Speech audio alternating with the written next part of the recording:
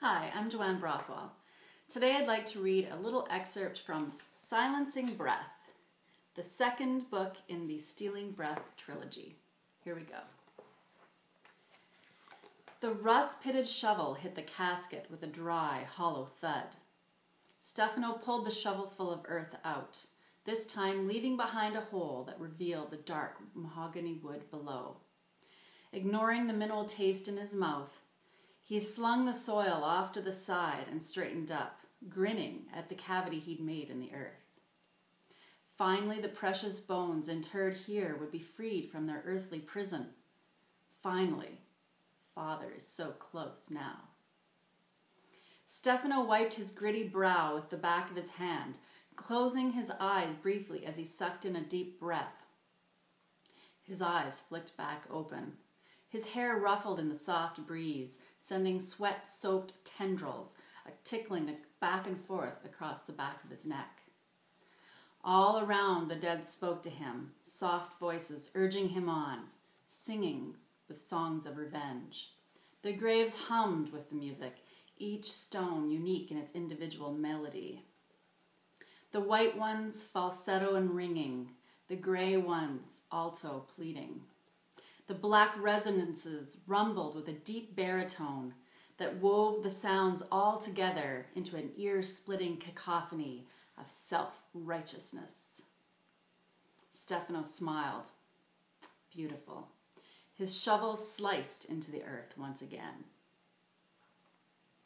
Within moments, the coffin came into plain view, visible only by the silvery sheen borrowed from the moonlight.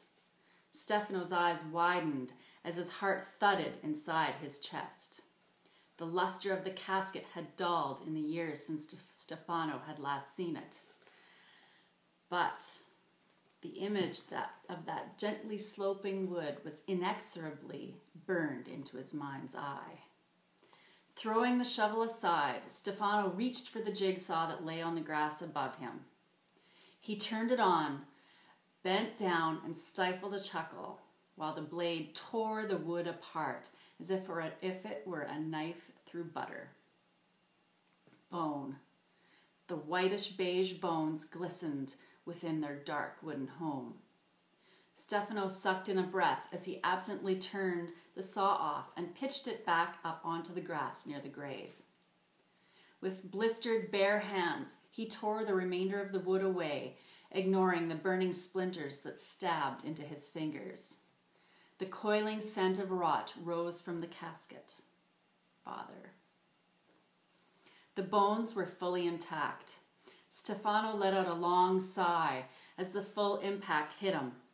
The bones were completely usable, and now nothing at all, stood in his way. Stefano gathered up the bones in his arms, carrying them as if he were carrying a small, fragile child, and gently placed them on the grass alongside the gaping hole in the ground. He reached into the pocket of his jacket and pulled out the last of the necessary ingredients. This is the only way to return to my former power. Evandro has forced my hand. He placed the items atop the bones, a blood-stained, torn piece of clothing with the blood of the betraying son, a wallet representing the individual, and Stefano's own dog tags with the Valente family crest, representing the lineage. He set them all atop his father's bones and then stood over the pile, looking down. His breath came in quick gasps as excitement and fear spread through his body, his hands shaking. Modicus Satanis versus Organius Madus Revengus. Stefano's lips uttered each and every word with deadly precision, the sound ringing out as smooth as silk into the silent night. Overhead, the night sky exploded into a fiery red, the clouds rolling outward from the point directly above Stefano, like flames extending, spilling from a central point. A low baritone hum began that reverberated through the ground beneath Stefano's feet. the volume building and building until it reached a thunderous roar that seemed to electrify each and every particle around Stefano's head. With a loud crack, the light and sound disappeared. Stefano stared at what stood directly in front of him. Father. I hope you've enjoyed the excerpt from Silencing Breath. It is available on Amazon.com, Amazon.ca.uk, and of course at Barnes & Noble. Thank you.